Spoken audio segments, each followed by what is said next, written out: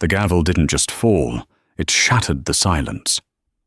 Mark Miller stared at Judge Maria Sanchez, his face a mask of disbelief. He had demanded this divorce. He had flaunted his mistress. He had offered his wife peanuts to disappear quietly. Mark wanted a new life, and he was about to get one. Just not the one he'd planned. Across the courtroom, his mistress, Chloe, was already inching her chair away from him, and the woman he had tried to discard, his wife Sarah, was looking directly at him. And for the first time in a decade, she was smiling. The silence in the Miller house had become a physical weight. It was a 3-bedroom colonial on a tree-lined street in suburban Connecticut, the kind of house that was supposed to radiate warmth and family. Instead, it felt like a museum, and Sarah Miller was its lonely curator. Their 15-year marriage had calcified. Mark Miller, once the ambitious, charming man she'd fallen for, had become a man of polite, cutting absences. He was the CEO of Green Tech Solutions, a B2B software company he'd built from scratch, or rather, as he always told it, he had built it. Sarah was just the supportive wife, the one who'd given up her promising graphic design career to manage the home front, the one who'd handled the endless networking dinners, remembering the names of partners' wives and children, the one who, in the early days, had balanced the books and designed the company's first logo when they couldn't afford a professional. But those days were long gone. Now, Mark communicated in brief, transactional texts. Late meeting. Don't wait up. Client dinner? Handle the HOA meeting. Forgot to tell you, flying to Chicago, back Thursday. This Tuesday was their 15th anniversary. Sarah had made reservations at L'Escalier, the restaurant where he'd proposed. She wore the blue dress he used to love. At 7 p.m. she was ready. At 8 p.m. she was drinking a glass of wine alone. At 9 p.m. her phone buzzed. Something came up. Rain check. Rain check, she whispered to their sleeping golden retriever Buster. He wants a rain check on 15 years. She knew, of course. The knowing had been a dull ache in her chest for 6 months.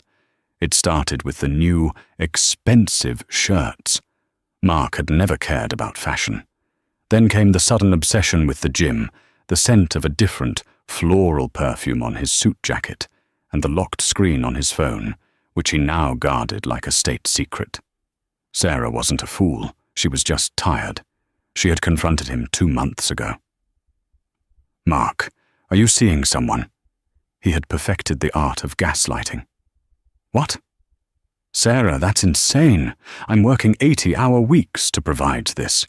He'd gestured around their expensive kitchen. I'm exhausted. The last thing I need is you being insecure and paranoid. God, is that what you do all day? Sit around and invent problems? He made her feel small. He made her feel guilty for questioning the very man who was betraying her. But the evidence was mounting. The credit card bill, which she still managed, showed charges she couldn't explain. Dinners at places he'd never take her. Hotel bars on nights he was supposedly at the office.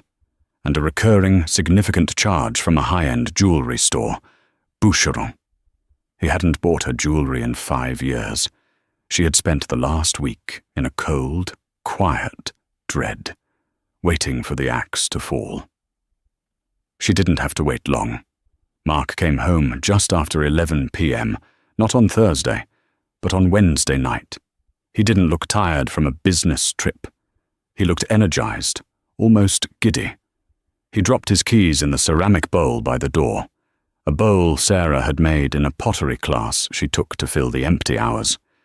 Sarah, he said, walking into the kitchen where she was wiping down the already spotless counter. We need to talk. Her heart hammered against her ribs. Okay. He didn't sit. He leaned against the marble island, crossing his arms. It was a power pose. A CEO's pose. I'm not happy, Sarah. I haven't been for a long time. She gripped the counter, her knuckles turning white. I know things have been difficult, Mark. We can try therapy. We can— No, he cut her off, his voice flat. I'm done trying. I want a divorce. The words hung in the sterile air. Divorce. It was a word for other people, for messy, broken families, not for them. You want a divorce? Yes, and I want to be upfront with you. I've met someone. There it was.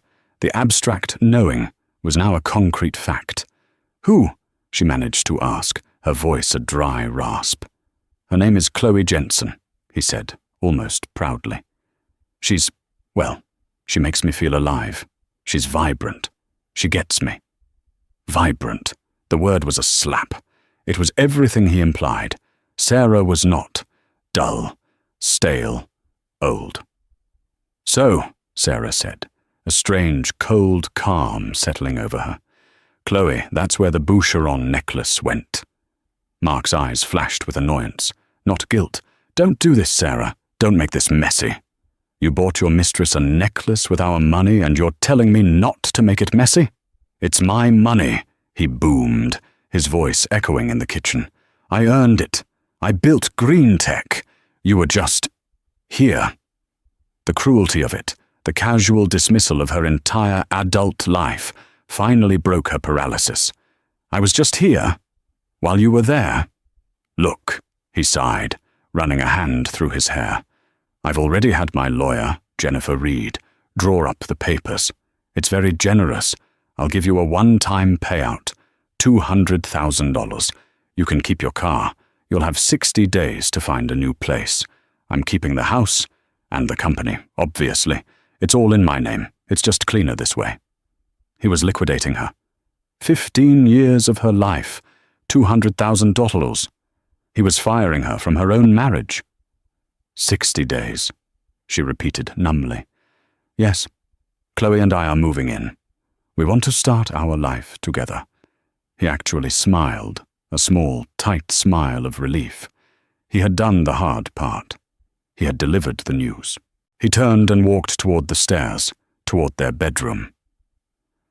Where are you going? She asked, her voice shaking with a rage so cold it surprised her. To pack a bag. I'm staying at the hotel until you're out, he said over his shoulder. My lawyer will send your lawyer the papers.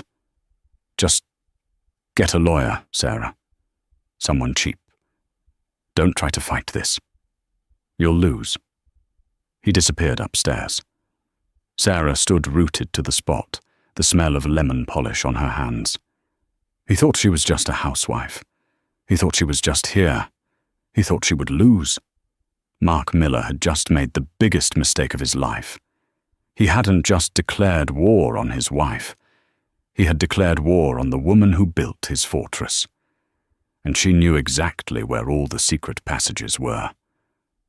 The first 48 hours were a blur of hollow-eyed shock. Sarah didn't cry.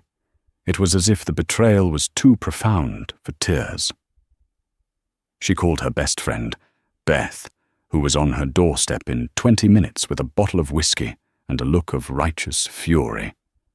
He's keeping the house, Beth spat, pacing the living room. The house your grandmother's inheritance paid the down payment on? That sociopath. It's in his name, Beth, Sarah said, her voice monotone. Everything is. The mortgage, the company. I'm a spouse on paper. That's it. No, Beth said, stopping. No, I was there, Sarah. I remember you in your tiny apartment, 2 a.m., buried in spreadsheets. He was a bartender with a good idea. You wrote the business plan. You did the market research. You built his first website. Sarah looked up, a flicker in her eyes. He says I was just supportive. He's a liar, Beth said, her voice firm. And you, my friend, are going to find a lawyer who eats liars for breakfast, not someone cheap, someone expensive. The word expensive jolted Sarah. Mark had frozen their joint checking account. A notification had popped up on her phone that morning. This account is now under sole signature authority. He had left her with $500 in her personal savings account. He was strangling her financially to force her to accept his insulting offer. I can't afford expensive, Beth. He's cut me off. Beth smiled, a thin, dangerous smile. You can't. But your parents can. Call your dad, Sarah. Tell him what that monster has done, and then you're going to the attic. Sarah's parents were horrified. Her father, a retired accountant, was quiet on the phone, but she could hear his controlled fury. By the end of the day, $50,000 was wired into her personal account. The note on the transfer read, "For the war chest." The next day, she went to the attic. It was dusty, filled with forgotten Christmases and baby clothes she had packed away after they decided not to have children. Mark's decision. He was too busy. In the corner, under a plastic tarp, was her old life, her drafting table, her art supplies, and 3 plastic bins labeled MISC Tech. She pulled them out, blowing dust off the lids. Inside, old hard drives, towers from obsolete computers, and binders full of floppy disks. This was her archive, the ghost in Mark's machine. She spent the next 2 days in a fever. She bought a new laptop and a set of external drives that could read the old tech. And then she found it. An external hard drive from 2010. Label, GTS, Final. She plugged it in. The drive whirred to life. And there it was. File, Green Tech, Business, Plan, vfinal.doc. Author, Sarah J. Miller. Timestamp, October 14th, 2010. It was all there. 80 pages of market analysis, 5-year projections, competitor research, and branding strategy. She opened another folder. Branding. Inside were the original Adobe Illustrator files for the logo Green Tech Solutions still used. She kept digging. She found another drive labeled GTS, Accounting, 2011-2013. She opened it. QuickBooks files, tax prep documents, payroll spreadsheets, all managed by her from this very house while Mark was out networking, i.e. drinking with potential clients. She found emails she had forwarded to her personal archive account, an old habit from her design days. From Mark Miller. Date, Jan 12, 2011. Subject, help. Sarah, the pitch deck is a disaster. The investors are laughing at the visuals. Can you do your design magic on it? I need it by 6 a.m. From Mark Miller. Date, June 4th, 2012. Subject, payroll nightmare. I don't understand this new tax code. Can you just handle the Q2 books? I'm swamped with the dev team. You're a lifesaver. She printed everything. She copied the hard drives. She created a meticulous, cross-referenced binder of evidence. He hadn't just built a company with her. He had built it on her. The next Monday, she walked into the offices of Harrison and Dunn. She wasn't there to see a junior associate. She was there to see David Harrison. Harrison was a legend in Connecticut family law.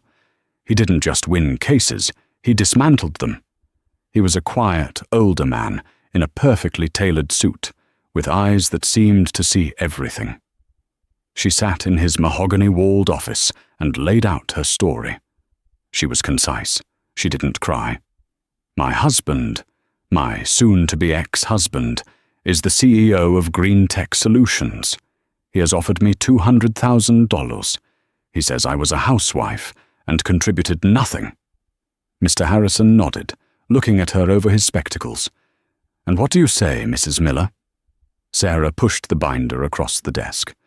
I say I was an uncredited, unpaid co-founder, and I have the receipts. For the next hour, David Harrison was silent as he turned page after page. He looked at the business plan. He looked at the emails. He looked at the bank statement from 2009, showing a $150,000 transfer from her grandmother's estate directly to the escrow company for their house. Mark, who was broke at the time, was put on the deed out of love. Finally, Mr. Harrison closed the binder. He looked at Sarah. "Mrs. Miller," he said, a small, satisfied smile playing on his lips. "Your husband has a very aggressive lawyer, Jennifer Reed. She's all bark. We are going to be all bite." "What do we do?" Sarah asked. "Now we do two things. First, you're going to give me the login to that joint credit card account. My forensic team will find out who Chloe Jensen is and how much of your marital money he's been spending on her. This is called dissipation of marital assets, and judges loathe it. And second?" "Second," he said, steepling his fingers. "We let them be arrogant. We say nothing. We comply with all requests. We let Mr. Miller and Ms. Reed walk into that courtroom believing their own lie. We let them build their entire case on the wonderful, fragile, and utterly false assumption that you were just a housewife." For the next 3 months, Sarah lived in a state of suspended animation. She moved into a small, furnished apartment, leaving the sterile colonial house to Mark and his new life. Mark, true to his word, had Chloe Jensen move in within a week of Sarah leaving. Sarah knew because her friend Beth, who lived 3 streets over, accidentally drove by and saw a pink convertible in the driveway. Mark's arrogance was breathtaking. His lawyer, Jennifer Reed, sent a barrage of hostile letters. They were discovery requests, demands for Sarah's financial statements, all laced with the condescending assumption that she had nothing to show. Mr. Harrison's advice was simple. We comply, fully. We give them every bank statement, every receipt. We have nothing to hide. They, on the other hand, are hiding everything. While Ms. Reed was busy trying to prove Sarah had spent $200 on a spa day in 2019, Mr. Harrison's forensic accountant, a quiet woman named Dr. Evelyn Hayes, was waging a different kind of war. Dr. Hayes was a digital bloodhound. She followed the money, and Mark, blinded by love and hubris, had left a trail of breadcrumbs a mile wide. The first major discovery was Chloe Jensen. She wasn't just some girl he'd met. She was a 26-year-old influencer whom Mark had met when she was hired to do a short-lived social media campaign for green tech. Dr. Hayes compiled a report. It was chilling in its detail. "Mr. Miller isn't just funding a lifestyle," Mr. Harrison explained, sliding the report across the conference table to Sarah. "He's funding a business. Hers." The report detailed 1. Leased for Chloe, paid for from the Green Tech marketing and expenses account. 2. A $6,000 a month apartment in downtown Hartford, leased for Chloe 3 months before Mark asked for the divorce, paid for, again, by Green Tech. 3. Over $120,000 in charges on a corporate Amex card given to Chloe, Chanel bags, trips to Cabo, dinners at Nobu. "He's been embezzling," Sarah whispered, horrified. "Not technically," Mr. Harrison said. "Since he's the sole owner on paper, he's just spending company money. But it's marital property. He is actively and deliberately dissipating the marital estate to fund his affair. As I said, judges find this distasteful." But Dr. Hayes wasn't done. She had found something else. Something buried deep in the Green Tech servers, which Mark had foolishly failed to lock his housewife out of. "Your husband's company is in trouble, Mrs. Miller," Harrison said, his tone serious. "What?" "But he just landed the Patterson deal." "He did, but he's been so distracted by Miss Jensen, that he's been making catastrophic business errors. He's been using company funds as his personal piggy bank. He's over-leveraged. He took out a massive line of credit against the company's assets to fund his expansion and his girlfriend." Dr. Hayes had found a series of panicked emails between Mark and Richard, his CFO. From Richard. Subject: urgent. Q3 cash flow. Mark: we can't sustain this level of consulting payouts to CJ Holdings. Chloe's Sham LLC. We are going to miss payroll if we don't land the next round of funding. From Mark. Subject: urgent. Handle it, Rich. That's what I pay you for. Don't question my expenses. Mark was a ship sinking, and he was drilling holes in the hull to impress a passenger. What does this mean for me? Sarah asked. It means his generous $200,000 offer isn't just an insult, Harrison said. It's likely all he thinks he can afford to give you without blowing up his own life. He's trying to get you out before the whole house of cards comes down. So, the company's worthless? Sarah felt a pang of despair. The company she had helped build. Not at all, Mr. Harrison smiled. It's mismanaged. Terribly. But the core technology, the code, the part you helped strategize, is incredibly valuable. It just needs a competent hand on the tiller.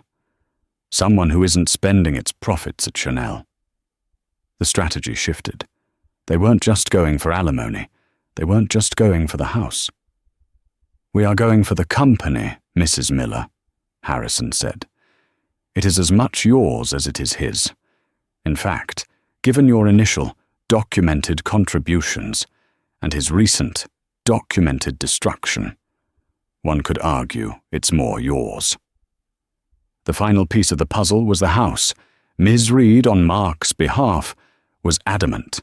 The house was in Mark's name. It was his. Mr. Harrison sent a single document to her office. It was a certified bank statement from Sarah's deceased grandmother's estate, showing the wire transfer of $150,000 and a copy of the closing statement for the house, showing a $150,000 down payment. Ms. Reed's office was silent for 3 days. The inevitable next step was a mandatory settlement conference. Mediation. It was the last chance to settle this before it went to a full, public trial. They'll be nervous now, Harrison warned Sarah as they rode the elevator up. Ms. Reed knows she has a problem with the house. She'll try to bully you on the company. Stay calm. Say nothing. Let me talk. They walked into the sterile conference room. Mark was there, looking tanned and arrogant in a $3,000 suit. Beside him sat Jennifer Reed, a shark in a pinstripe skirt. And shockingly, sitting in the corner like she belonged there, was Chloe Jensen. She was texting, sipping a latte, and wearing a diamond tennis bracelet that Sarah knew must have cost $30,000. She was there as an intimidation tactic. See? I've already won. I'm the new Mrs. Miller. Mark wouldn't even look at Sarah. Mr. Harrison, Jennifer Reed began, her voice dripping with false congeniality. My client is prepared to be extremely generous to avoid the unpleasantness of a trial. He is willing to raise his offer to $350,000, a clean break, plus he will no longer contest her keeping her vehicle. Mark smirked, checking his watch. Mr. Harrison simply opened his briefcase. He pulled out a single, 20-page thick document. This is a courtesy copy, he said, sliding it across the table. My client is not interested in $350,000. Reed's eyes narrowed. She flipped open the cover. Report on dissipation of marital assets. Miller versus Miller. She read the first page. Her professionally pleasant expression didn't just fade, it collapsed. She saw the G-Wagon. She saw the condo lease. She saw the $120,000 Amex bill. She snapped the report shut. These are business expenses. Miss Jensen is a marketing consultant. Chloe actually looked up from her phone, a smug look on her face. That's right. I'm his brand strategist. Mr. Harrison leaned forward. A brand strategist? Fascinating. And does your strategy include $14,000 for a single weekend at the St. Regis in Cabo, charged to a company on the brink of missing payroll? Because my forensic accountant, Dr. Hayes, found that, and the corresponding business photos on your public Instagram. Chloe's face went white. Mark shot to his feet. This is an outrage. You have no right. You have no right, Mr. Miller. Harrison's voice was suddenly steel. To defraud your wife. You have systematically looted the marital estate to the tune of, by our current estimate, $245,000. And that's just what we've found so far. Jennifer Reed was frantically doing math on her legal pad. She looked at Mark, her eyes flashing fury. He had lied to her. What do you want? Reed snapped at. My client wants what she is owed, Harrison said calmly. She wants 100% ownership of the house, which her separate property paid for. She wants permanent, significant alimony. She wants her legal fees paid. And she wants 50% of Green Tech Solutions after Mr. Miller repays the $245,000 he stole from it. Mark laughed, a high, thin, terrified laugh. 50%. The company is me. She'll get nothing. We'll see you in court. I'll drag this out until she's broke. Mark, sit down, Reed hissed. No, I'm done. This is over. See you in court, Sarah. You'll regret this. He grabbed Chloe by the arm and stormed out of the room. Jennifer Reed slowly packed her briefcase. She looked at Harrison. You've made a terrible mistake. He'll bury her in appeals. No, Ms. Reed, Harrison said, standing up and buttoning his jacket. You made the mistake. You believed your client. You never for 1 second bothered to find out who my client is. He turned to Sarah. It's time. We're going to trial. The months leading up to the trial were a descent into legal trench warfare. Mark, furious and cornered, was true to his word. He filed motion after motion, trying to bleed Sarah dry. His new legal strategy, crafted by the now desperate Jennifer Reed, was to paint Sarah as a vindictive, gold-digging spouse. They subpoenaed her friend Beth. They tried to depose her elderly parents. They filed a motion to have Mr. Harrison's illegally obtained financial report on Chloe thrown out. The judge, a no-nonsense, 60-year-old woman named Maria Sanchez, denied it. It's a corporate card, counsel. There's no expectation of privacy. Motion denied. Sarah, meanwhile, was changing. The fog of her old life was lifting. With every new, desperate attack from Mark, she felt her spine harden. She was no longer just the curator of a sad museum. She was preparing for a hostile takeover. She wasn't just relying on Mr. Harrison. She was working with him. She spent her days at the law library and her nights with Dr. Hayes, the forensic accountant. She wasn't just the wife. She was the lead strategist on her own case. He's moved more money, Sarah said one evening, pointing to a new bank statement. He's created a new shell LLC, MJM Holdings. He's trying to transfer the company's intellectual property, the source code, into it. He's trying to leave the original Green Tech a hollowed-out shell and start over. He's smarter than I thought, Harrison murmured. But he's not, Sarah said. He's using the same lawyer who filed his shell company for Chloe. The paperwork is identical. He's sloppy. And he backdated the transfer. But the IP address on the digital signature is from the St. Regis in Cabo, from his business trip with Chloe. Harrison looked at her, truly impressed. Mrs. Miller, you found the kill shot. He's committing fraud on his investors and on this court. The day of the trial finally arrived. The courtroom was small, panelled in dark wood.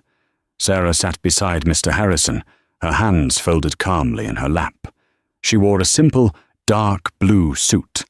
She looked like a professional. Mark, Ms. Reed, and their team of junior lawyers took up the other table. Mark looked stressed. His tan had faded, and he had dark circles under his eyes. Running a company? Managing a high-maintenance mistress and fighting a legal war on 3 fronts was taking its toll. In the back row, a public gallery, sat Chloe Jensen. She was in a bright pink dress, chewing gum and looking bored. She was there to be Mark's trophy, to show the court what he had won. Judge Sanchez entered, and the room snapped to attention. "Ms. Reed, you may begin," the judge said, her voice flat. Jennifer Reed's opening statement was exactly what they expected. She painted a picture of Mark Miller as a lone genius, a titan of industry who had single-handedly built a tech empire. And Sarah? Sarah Miller was his wife. She supported him, as any wife would. She enjoyed the fruits of his labor, the house, the cars, the vacations. But it was his labor. Now, after 15 years, as the marriage unfortunately breaks down, she sees a payday. She is attempting, through this court, to seize control of a company she knows nothing about. This is not a division of assets, Your Honor. It is corporate raiding, dressed as a divorce. It was a powerful narrative. Sarah felt the sting of it. Then Mr. Harrison stood up. He was calm, almost professorial. "Your Honor," he began, "we agree on one point. This is not a simple divorce. It is about a corporation, a partnership, one that began not in 2011, when Green Tech Solutions was incorporated, but in 2009, in a small apartment, with 2 people. My client, Sarah Miller, and the man she would later marry. Ms. Reed's narrative is compelling, but it is fiction. We will prove, with documented, time-stamped evidence, that Sarah Miller was not just supportive. She was foundational. She was the company's first strategist, its first designer, and its first financial controller. We will also prove that Mr. Miller, far from being a lone genius, has spent the last year systematically and illegally looting this marital partnership to fund an extravagant lifestyle with his mistress. This isn't a payday, Your Honor. It's a reckoning. The air in the courtroom crackled. Judge Sanchez looked at Harrison, then at Mark, her expression unreadable. "Call your first witness, Ms. Reed." I call Mark Miller to the stand. Mark Miller walked to the stand with a practiced, confident stride. He was in his element. He was a CEO. He knew how to sell, how to command a room. He smiled reassuringly at Judge Sanchez. Jennifer Reed led him through his story. It was the same one he'd been telling for years, the one he'd come to believe himself. "Mr. Miller, tell us about the founding of Green Tech Solutions." "Well," Mark began, "I had this idea back in 2010, a new way to handle B2B logistics. I worked out of my garage for 18 hours a day. It was grueling. I bootstrapped the entire thing myself." "And what was Mrs. Miller's role in this? Did she help with the company?" "Sarah? Oh, she was great. She brought me coffee, made sure I ate.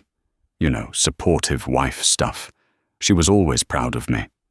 But business? No, that was all me. She doesn't have the head for it." Sarah sat perfectly still, her eyes fixed on her husband. He delivered the line without a hint of irony, a casual, devastating lie. "And the house," Reed continued. "Who purchased the marital home?" "I did. I bought it in 2009, just before we got married. I wanted to provide a home for us. So the down payment came from you?" "Yes." "My savings." Mr. Harrison made a small note on his legal pad. For an hour, Reed built her case. Mark the provider, Sarah the beneficiary. When she was finished, Mark looked supremely confident. He'd nailed it. "Mr. Harrison, your witness," Judge Sanchez said. David Harrison walked slowly to the podium. He shuffled his papers, a harmless old man. "Mr. Miller, you stated you founded Green Tech all by yourself. Is that correct?" "Yes, absolutely." "And that your wife doesn't have the head for business?" "She's an artist," Mark said with a condescending shrug. She's creative. But no, she's not a business person. Right. Harrison pulled a thick, bound document from his briefcase and had it marked as Exhibit A. Your Honor, this is an 80-page document, time-stamped October 14th, 2010. Mr. Miller, can you identify it for the court? Mark squinted at the cover page. His smile faltered. It looks like a business plan, he stammered. Indeed it does, Harrison said. It's the original business plan for Green Tech Solutions, the very one you used to secure your first round of angel funding. Can you please read the name listed under author? Mark's blood drained from his face. He was silent. Read it, Mr. Miller. Sarah J. Miller, he whispered. I'm sorry, I couldn't hear you. Sarah J. Miller, he said, his voice cracking. So, the foundational document for your entire company, the one you said you bootstrapped, was written by your artistic wife? She helped type it up, Mark fumbled.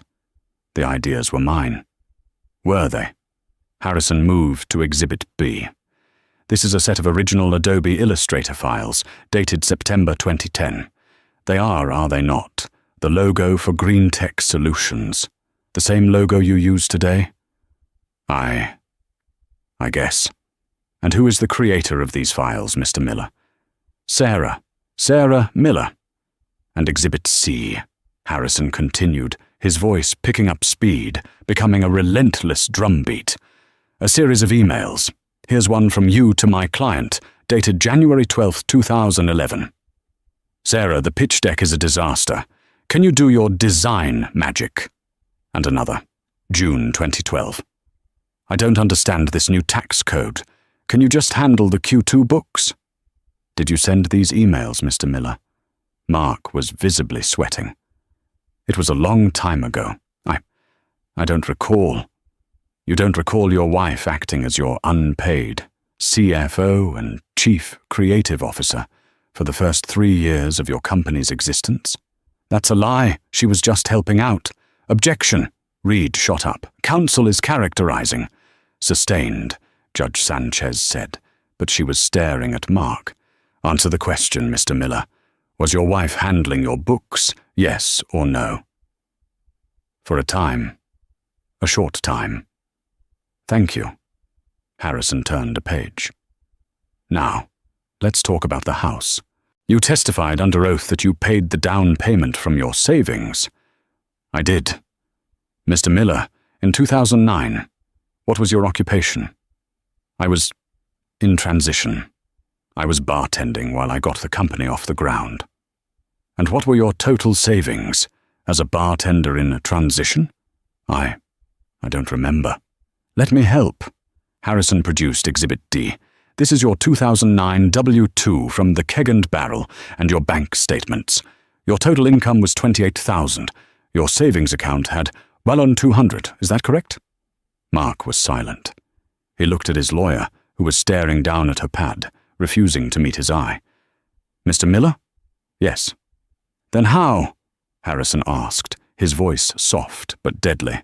Did you make $150,000 down payment on your house? Mark stared, trapped. Allow me, Harrison said, producing Exhibit E. This is a certified bank statement from the estate of one Martha Jensen, my client's grandmother. It shows a wire transfer for $150,000 directly to the title company for your home. Your name isn't on this account, is it, Mr. Miller? No. So, you lied to this court, under oath. Your wife didn't just not have a head for business. She was your business. And she didn't just live in your house. She bought it. Harrison turned to the judge. We are not done, Your Honor. Mr. Miller, Harrison continued, his voice sharp. Let's discuss Ms. Chloe Jensen. You called her a brand strategist? In the back row, Chloe sat up, a smug smile on her face.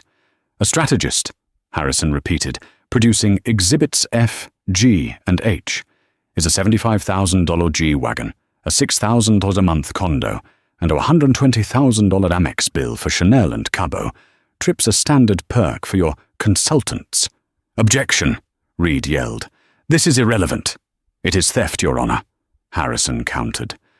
"Dissipation of the marital estate." Judge Sanchez overruled the objection. In the back row, Chloe's smile vanished. She began texting furiously, her face pale. "Now, for the final piece," Harrison said. "An LLC called MJM Holdings. Are you familiar with it?" This was the kill shot. Mark's face went ashen. "A holding company," Harrison pressed, "created 3 months ago. An entity into which you attempted to transfer your company's proprietary source code for $1. Is that correct?" "That's strategic reorganization," Mark stammered. "Is it? Or was it fraud, an attempt to hide your most valuable asset from this court? A shell company, I might add, that you signed the papers for while on your business trip to Cabo with Miss Jensen?" Mark was speechless. He had no lies left. "You have perjured yourself, Mr. Miller. No further questions." Jennifer Reed, looking sick, whispered, "No redirect." "Mr. Miller, you may step down," the judge said. Mark stumbled from the witness box, a broken man. He looked desperately to the back row, but Chloe was already standing. She gathered her designer handbag and, without a single glance in his direction, walked quickly out of the courtroom. She was gone. The click of the courtroom door closing was the only sound, sealing his fate. The air in the courtroom was so thick with tension, it was difficult to breathe. Mark Miller sat shell-shocked, his eyes fixed on the empty space in the back row where Chloe had been. Her abandonment was a physical blow, a betrayal so swift and total it had left him reeling, unable even to process the legal catastrophe that had just unfolded. Judge Maria Sanchez looked down at the 2 legal teams. "Mr. Harrison has rested his case. Miss Reed, do you have any rebuttal witnesses?" Jennifer Reed, who had been staring at her legal pad as if it held the answers to the universe, looked up, her face a mask of professional damage control. "No, Your Honor. The defense rests." "Very well," the judge said, her voice flat. "Then we will move to closing statements. Ms. Reed, you may begin." This was it. Jennifer Reed's last chance. She stood, buttoning her jacket, and walked to the center of the floor. She had to pivot. The facts were a disaster. Her only remaining play was emotion and fear. "Your Honor," she began, her voice resonating with forced sincerity, "what we have seen here today, what Mr. Harrison has so skillfully painted, is a marriage that has, undeniably, fallen apart. There has been acrimony. There have been errors in judgment on both sides." David Harrison raised an eyebrow. "On both sides." "But," Reed continued, her voice rising, "this court is not just dividing a house. It is deciding the fate of a multi-million-dollar corporation, Green Tech Solutions, which employs over 80 people in this state. Mr. Harrison would have you believe that because my client, Mark Miller, made personal mistakes, he is incompetent to run the company he built from the ground up." She gestured toward Mark, who was trying to look suitably humble and wronged. "He is Green Tech Solutions," she declared. "He is the engine. He is the rainmaker. He is the mind that has driven its success. To give control of this complex, high-tech firm to Mrs. Miller, a woman who, by her own admission, has not held a formal job in 15 years, would not be justice. It would be a death sentence for the company. It would kill the golden goose. It would punish the employees, the shareholders, and yes, even Mrs. Miller herself. This is not justice. This is spite. We ask the court to see past the personal drama and rule for a clean break, one that preserves the asset at the heart of this matter." She had done her best, painting Sarah as a vindictive, unqualified housewife who would burn down the kingdom just to get the keys. Judge Sanchez nodded, her face unreadable. "Thank you, counsel." "Mr. Harrison." David Harrison stood. He didn't walk to the center. He remained at his podium, a pillar of calm. "Your Honor," he began, his voice quiet, drawing the room in. "Ms. Reed argues that my client is unqualified. The evidence proves the opposite. Mrs. Miller was qualified to write the original 80-page business plan that secured the company's first funding. She was qualified to design the corporate logo it still uses today. She was qualified to manage the company's books and payroll for its first 3 years, acting as its unpaid CFO. He looked over at Mark, the only person in this room who has proven, beyond a shadow of a doubt, to be unqualified, is Mr. Miller. He has proven he is not qualified to manage his fidelity. He has proven he is not qualified to manage his finances, having dissipated nearly $250,000. And he has proven he is not qualified to be the steward of a major corporation, having committed active fraud and perjury in an attempt to hide its most valuable assets. He paused, letting the words hang. "Ms. Reed," he said, "is worried about killing the golden goose. We are worried about the fox who is already in the henhouse, eating the goose alive. Mr. Miller is not the engine, Your Honor. He has become the anchor, dragging this entire marital estate to the bottom of the ocean. This case is not about spite. It is about preservation. Preservation of an asset from the man who is actively trying to destroy it. We ask that this court restore the company to the partner who built it, not the one who pillaged it."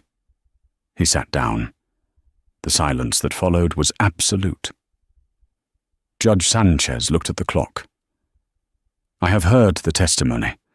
I have reviewed all 12 exhibits.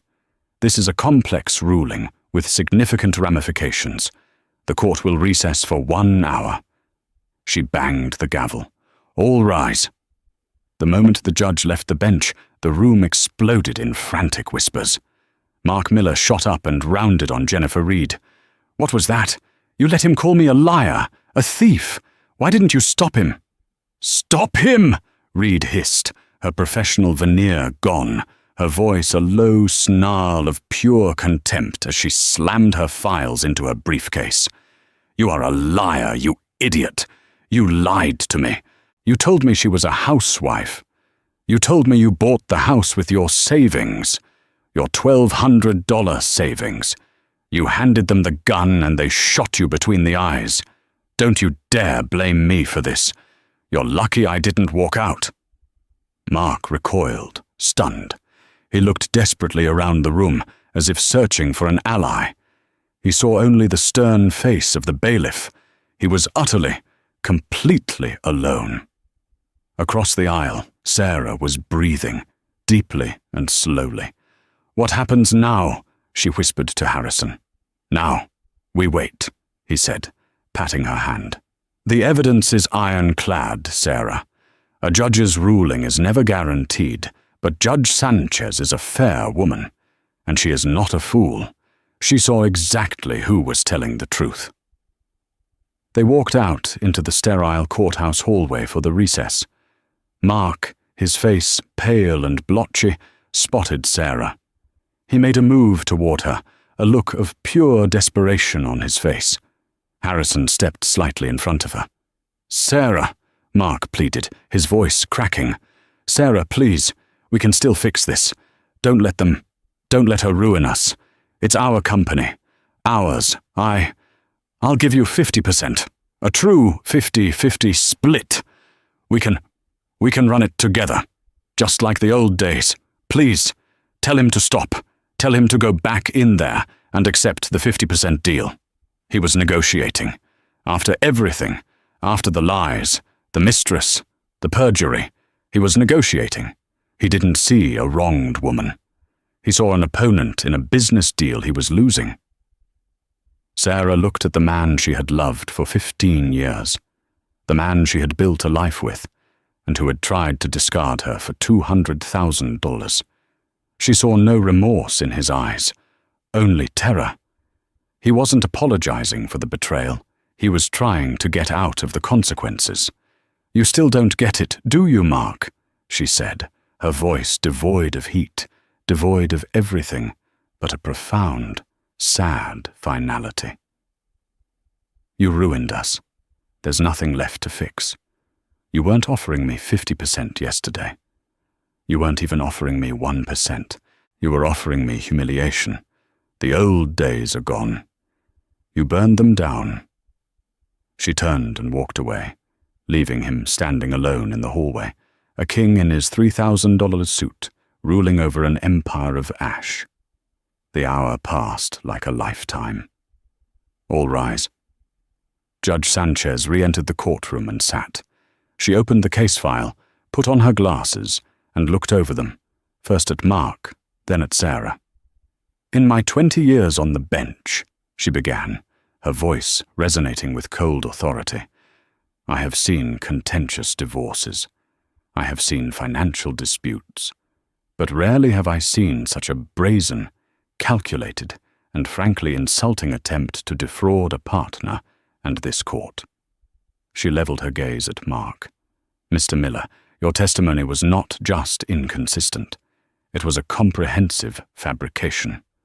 You sat on that stand, under oath, and you lied. You lied about your company's founding.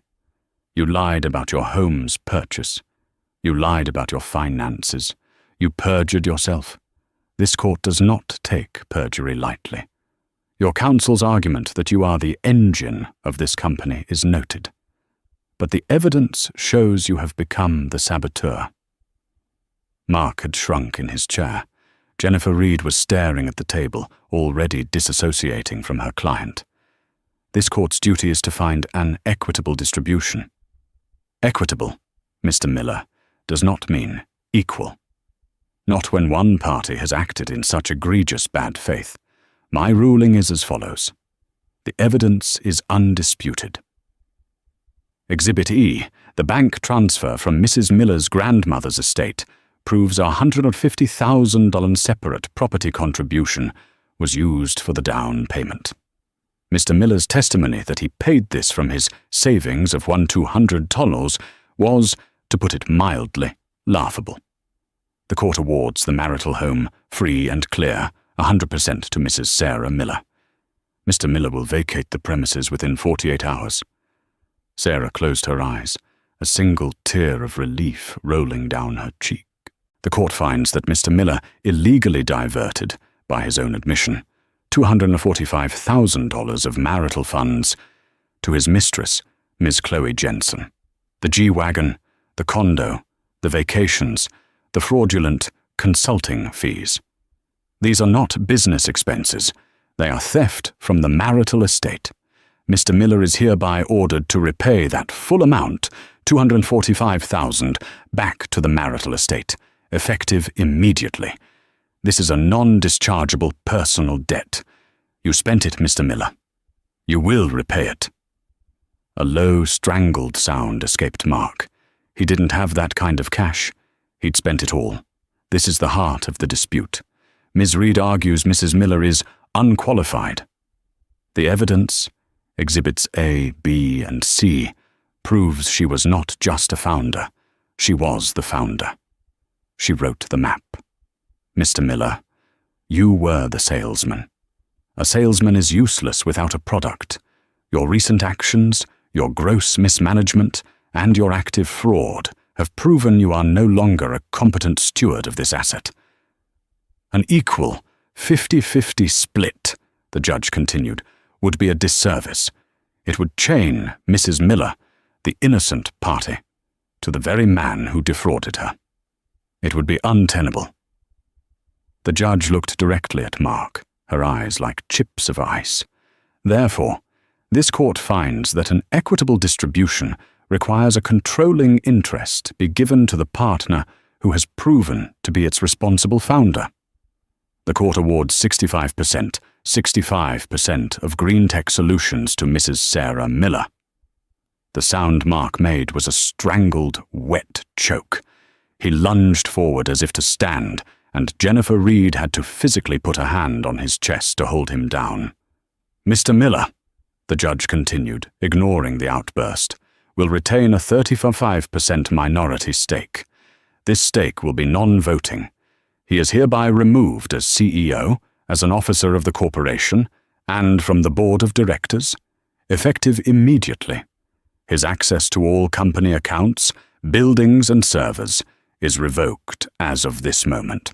It was a complete and total annihilation. The shell company, MJM Holdings, is a clear instrument of fraud.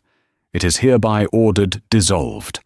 All assets transferred to it, including the company's proprietary source code, are returned to Green Tech Solutions, effective immediately. And finally, given Mr. Miller's perjury, his fraud, and his scorched earth legal tactics, he will pay for all of Mrs. Miller's reasonable legal and forensic accounting fees. Further, due to the extreme financial and professional harm he inflicted, he will pay spousal support of $10,000 per month for a period of 7 years. Judge Sanchez took a breath and looked at the broken man at the defendant's table. "Mr. Miller, you demanded this divorce. You wanted a new life. You are free to pursue it.